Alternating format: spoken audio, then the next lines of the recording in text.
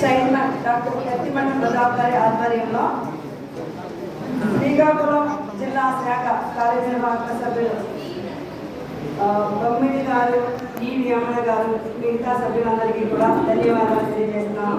అలాగే కొల్లి రమావతి గారు, చిట్టే లలిత గారు, వీళ్ళందరికీ కూడా హృదయపూర్వక ధన్యవాదాలు తెలియజేస్తున్నాను. నా కవిత శీర్షిక ఆమె.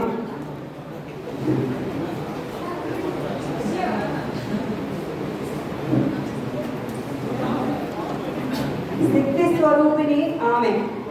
నవరసాలను సహజంగా సందర్భానుసారంగా కుటుంబానికి ఇంధనంగా అందించి నడిపించే శక్తి స్వరూపిణి ఆమె.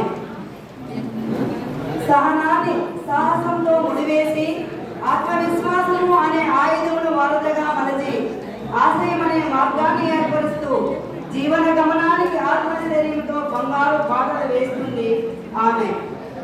ఓర్పు, నేర్పు, సమయస్ఫూర్తితో అసాధ్యాలను సుసాధ్యాలుగా మారుస్తుంది ఆమె.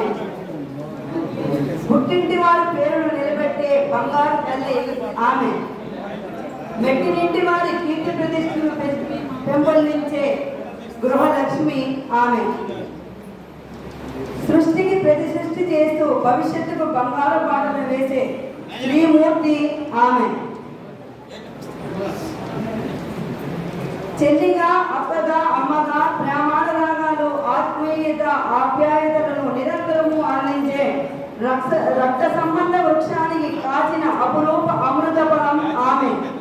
కుటుంబము అనే రథానికి బంధము అనే బాధ్యతతో బరువు బాధ్యతలను సాహసోపేతంగా మోస్తూ కుటుంబ వృక్షాన్ని తరతరాలు నిలబెట్టే వారసత్వపు కల్పవృక్షం ఆమె.